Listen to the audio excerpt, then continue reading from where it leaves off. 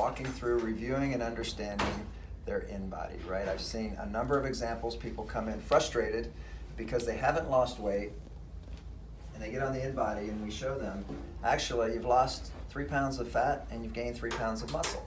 That's better than just losing 3 pounds of fat and coming in 3 pounds lighter, right? See that all the time. I've seen people come in, gained a pound. I've gained a pound since my last test. Well, that's because you've only lost 3 pounds of muscle or fat, but you've gained 4 pounds of muscle, right? The scale is deceiving, right? The scale is deceitful to you. It's important, right? It gives you a relative measure, but it doesn't tell you what's really changing inside. In the in-body, I just continue to see over and over the insights we can get about what's happening and how that relates to what people should be doing in the room, in the box, how we could be coaching them better individually by knowing these changes, and also by what they're doing nutritionally, right? Like, I'm getting, I think, much more smarter on looking at the BMR over time, right? Basal metabolic rate, just looking at it at one time doesn't really tell me much. I don't know what to do with that, but when I look at 2 or 3 in a row and I see this person's been working hard, they've been on a nutrition plan, but their BMR is going down. Now that starts to lead me towards something in the nutrition program is off. They're either in a calorie deficit or their macros are off. Most likely that's what we see when we talk to them. In what way are they off?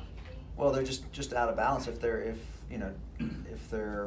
BMR is going down and they're working out, I might want to look at proteins, carbohydrate balance to see maybe we should be tweaking one more one way or the other way than the other, and start to maybe do some what if playing, like, hey, let's try shifting that carb balance or that macro balance a little bit between now and your next test, because we want to see if that is the switch that starts to move your... When you see a decreasing BMR, you also see decreasing muscle mass? Not necessarily. Not necessarily. Yeah. But I think without trying to get too scientific, generally what I think we're seeing is when BMR is going down and we start to talk, what we find is likely people are going into a calorie deficit, particularly if we have people that disclose that they're doing intermittent fasting, right? Because then we have to reinforce in your eating window, you've got to eat your daily calories. You can't, right? And that's hard. That can be really hard. And so we've got to reinforce that. So it's either calorie deficit or macronutrient balance is off, eating too many carbs.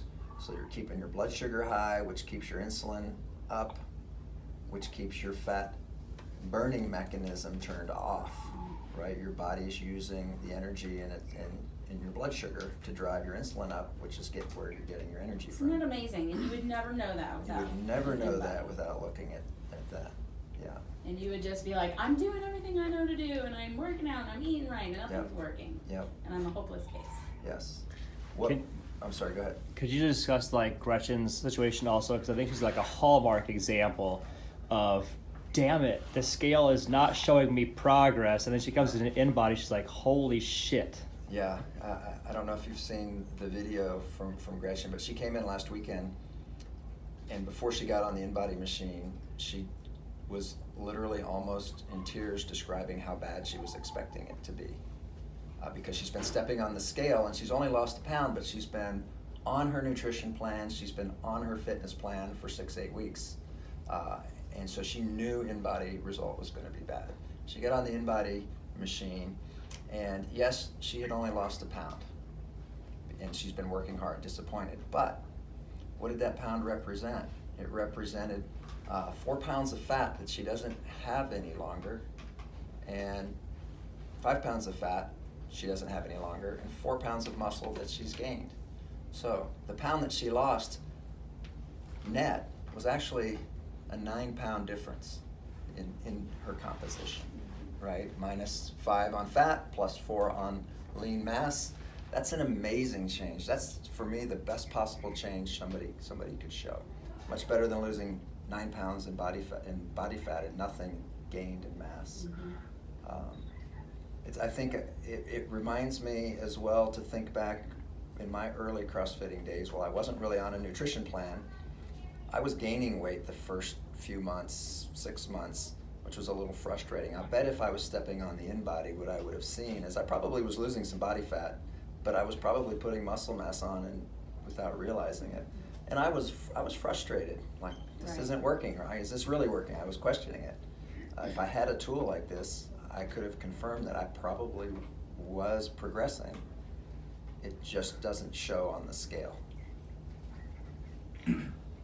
I think this comes through most when we have somebody who has plenty of body fat to lose and they appear to be doing everything right and the scale moves very slowly and they're like, God, this is just, it's not working fast enough or it's not working.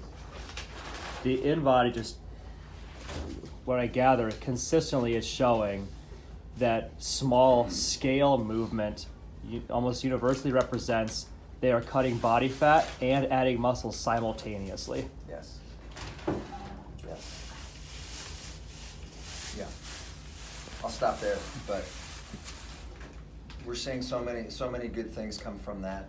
Michelle and I are coaching our athletes more and more to come to you guys with their results.